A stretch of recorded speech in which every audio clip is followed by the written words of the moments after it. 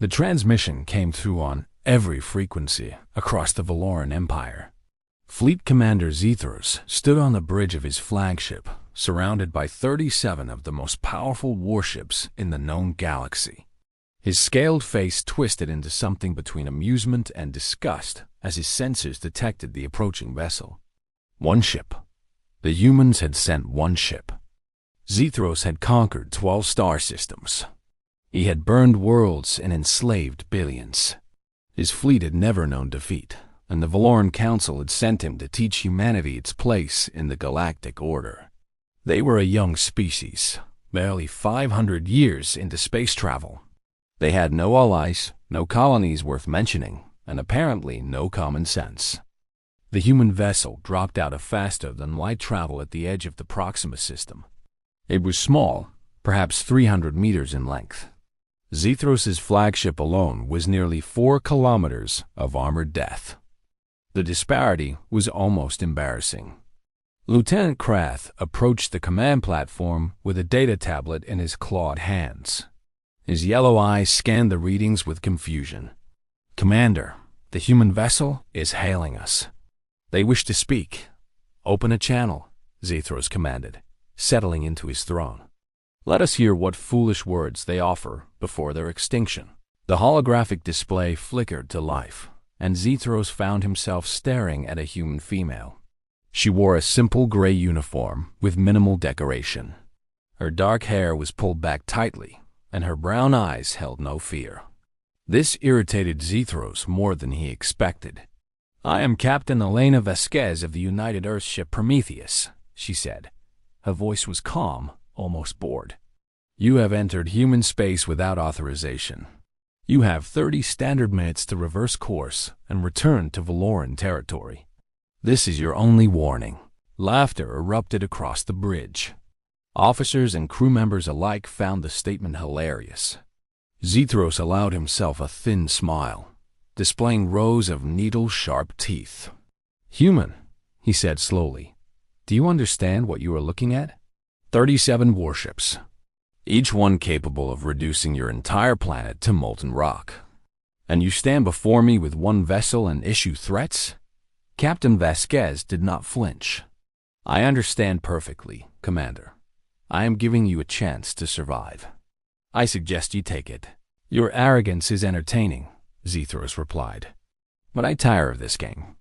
Surrender your vessel, and I will grant your crew quick deaths.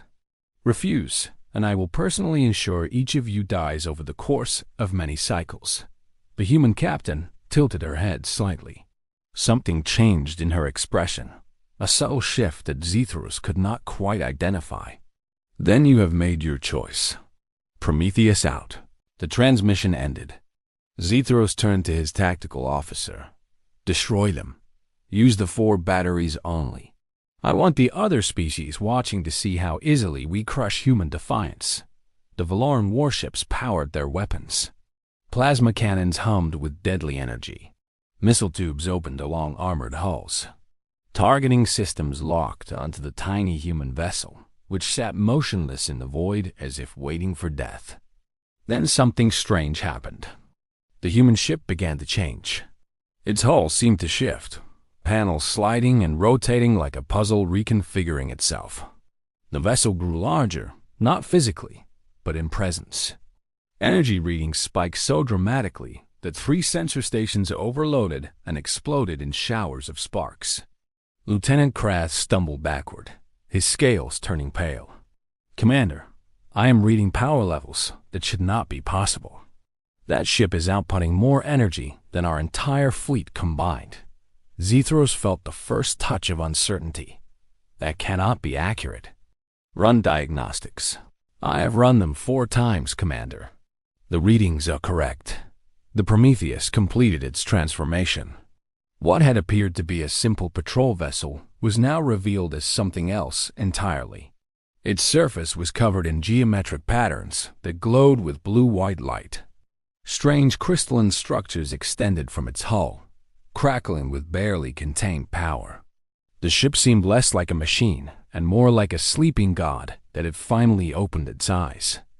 Captain Vasquez's voice returned, broadcast across all frequencies. You see, Commander, humanity learned something important during our first centuries in space. We discovered that the galaxy is not kind to the weak.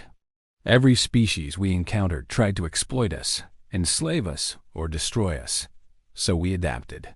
We built weapons that other species thought impossible. We developed technology that your scientists would call magic. And we have been waiting for someone foolish enough to test us. Zethros found his voice. All ships, fire, fire everything. The Valoran fleet unleashed its full fury. Thousands of plasma bolts and missiles streaked toward the human vessel. The Bari should have annihilated anything in its path. It was the concentrated firepower of an empire that had never lost a war. The Prometheus did not move. It did not need to. A barrier of light appeared around the ship, shimmering like liquid silver. Every weapon that struck it simply vanished, absorbed into the shield without causing the slightest ripple. The attack that should have ended worlds had no more effect than rain against a mountain. Then the human ship returned fire. A single beam of brilliant white light lanced out from the Prometheus. It struck the nearest Valoran cruiser and passed through it as if the armored hull was nothing but smoke. The ship did not explode immediately. Instead, it simply came apart, its molecular structure dissolving in a cascade of glowing particles. 2,000 Valoran soldiers ceased to exist in the space between heartbeats. Panic seized the fleet. Ships began breaking formation, attempting to flee or find better firing positions. But the Prometheus was not finished. More beams reached out, each one finding a target with perfect precision. Destroyers disintegrated. Cruisers broke apart. Battleships that had conquered worlds vanished like dreams upon waking. Zethros watched in frozen horror as his fleet died around him. "This is not possible," he whispered. "This is not possible." Lieutenant Krath was screaming something about shield harmonics and dimensional displacement, but the words meant nothing. The commander could only stare at the destruction of everything he had built, everything he had believed. In 3 minutes, 29 ships were gone.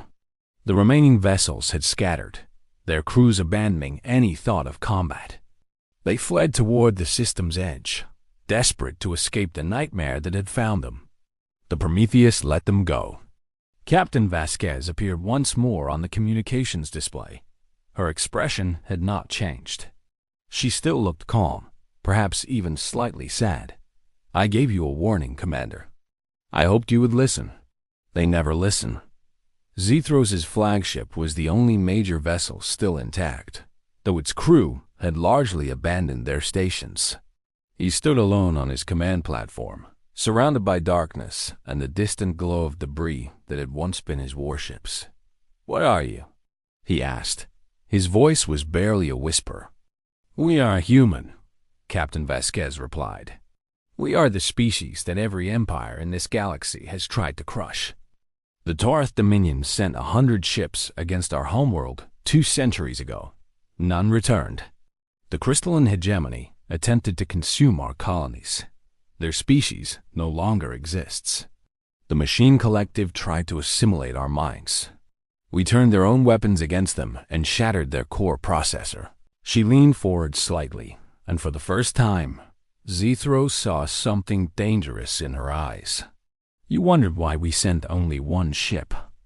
It is because 1 ship is all we have ever needed. The Prometheus is not a warship, Commander. It is a message. It is humanity telling the galaxy that we will not be conquered, we will not be enslaved, and we will not be destroyed. Every species that has failed to understand this message has learned the truth in fire and darkness." Zethros felt his legs weaken. He gripped the edge of his command throne for support. "What happens now?" "Now you go home," the captain said. "You tell your emperor and your council what you witnessed today. You tell them that human space is closed to Valoran vessels. You tell them that any future aggression will be met with the full force of our actual fleet. And Commander, you should make them understand one very important thing." She paused, letting the silence stretch. "The Prometheus is our smallest ship. The transmission ended. Zethros stood alone on his broken bridge, watching as the human vessel turned and began moving deeper into its territory. It did not rush. It did not hurry. It moved with the casual confidence of a predator that knew nothing in the galaxy could threaten it. Zethros had spent his life believing the power came from numbers, from massive fleets and overwhelming force. The humans had just shown him a different truth. Power came from will, from innovation, from the refusal to accept defeat, even when every logical calculation suggested surrender was the only option. The journey home took 30 cycles. Zethros spent most of that time in his quarters, reviewing the battle data and trying to understand what he had witnessed. The science officers who remained could offer no explanations. The weapons the humans used operated on principles that violated known physics. The shield technology should not have been possible with any material the Valoran Empire had ever discovered. When he finally stood before the Valoran Council, Zethros told them everything. He held nothing back, spared himself no embarrassment. He described the arrogance he had felt upon seeing the single human ship. He described the laughter on his bridge. And then he described the death of his fleet, the casual ease with which the humans had erased 37 warships from existence. The council listened in silence. When Zethros finished, the High Arbiter rose from his throne. "You are telling us," the Arbiter said slowly, "that the humans possess weapons we cannot counter and defenses we cannot penetrate. You are telling us that a species we considered primitive has somehow developed technology centuries ahead of our own." "Yes, High Arbiter. And you are recommending that the Valoran Empire avoid any further conflict with humanity." Zethros straightened his spine and met the Arbiter's gaze directly. "I am recommending that we send an ambassador. I am recommending that we offer humanity whatever they require to establish peaceful relations.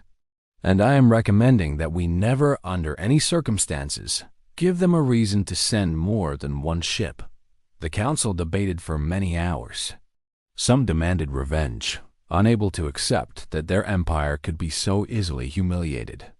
Others argued for caution, recognizing the wisdom in survival. In the end, pragmatism won over pride. 6 months later, the first Valoran ambassador arrived at Earth. He carried gifts of rare metals and cultural artifacts. He bore messages of friendship and proposals for trade. And he never forgot the image that Zethros had shared with the council, the image of that single human vessel surrounded by the glowing remnants of what had been the greatest fleet in Valoran history. The galaxy would eventually learn what the Valorans had discovered that day. Humanity was not a species to be conquered. They were a species that had faced extinction, had stared into the darkness of a hostile universe, and had chosen to become something that even the darkness would fear. They called themselves peaceful. They claimed to prefer diplomacy and trade. But behind every smile, behind every offer of friendship, there was always the shadow of the Prometheus. There was always the reminder of what humanity could do when words failed. And in the depths of space, where the great powers whispered their secrets and plotted their expansions, a new rule became known. When dealing with humanity, be polite, be respectful, be careful, because they only send one ship when they are being kind.